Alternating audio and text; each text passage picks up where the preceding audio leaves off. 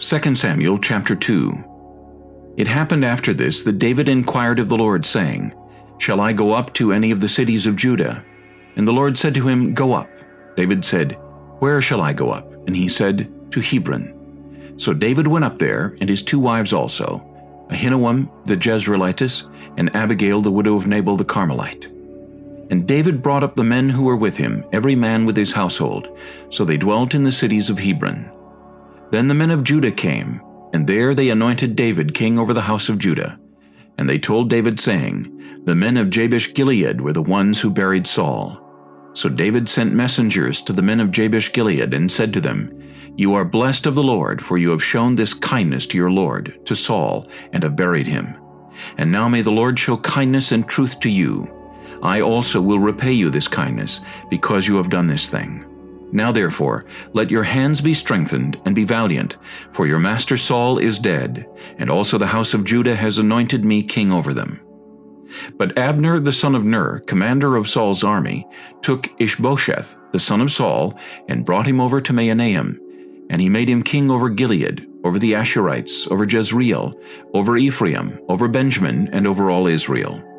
Ishbosheth, Saul's son, was 40 years old when he began to reign over Israel, and he reigned 2 years.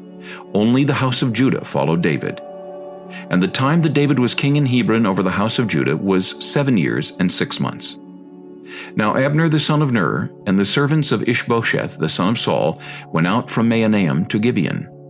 And Joab the son of Zeruiah, and the servants of David, went out and met them by the pool of Gibeon. So they sat down, one on one side of the pool, and the other on the other side of the pool. Then Abner said to Joab, Let the young men now arise and compete before us. And Joab said, Let them arise. So they arose and went over by number, 12 from Benjamin, followers of Ishbosheth the son of Saul, and 12 from the servants of David.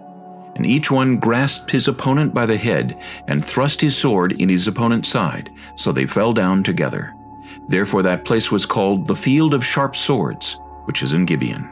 So there was a very fierce battle that day, and Abner and the men of Israel were beaten before the servants of David. Now the 3 sons of Zeruiah were there, Joab and Abishai and Asahel. And Asahel was as fleet of foot as a wild gazelle. So Asahel pursued Abner, and in going he did not turn to the right hand or to the left from following Abner.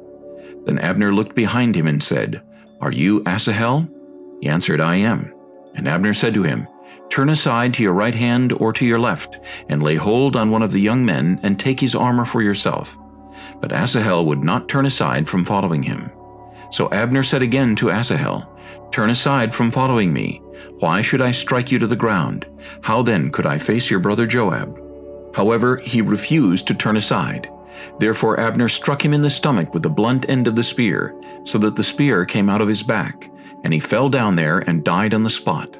So it was that as many as came to the place where Asahel fell down and died stood still.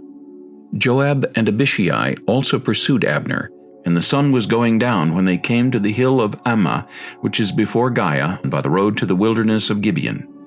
Now the children of Benjamin gathered together behind Abner, and became a unit, and took their stand on top of a hill.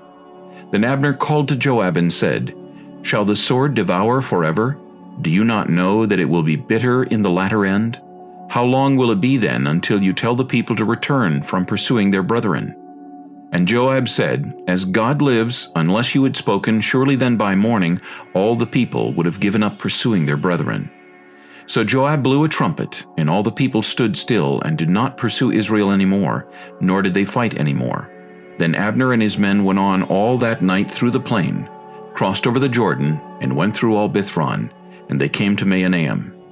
So Joab returned from pursuing Abner, and when he had gathered all the people together, there were missing of David's servants 19 men, and Asahel. But the servants of David had struck down of Benjamin and Abner's men 360 men who died. Then they took up Asahel, and buried him in his father's tomb, which was in Bethlehem. And Joab and his men went all night, and they came to Hebron at daybreak.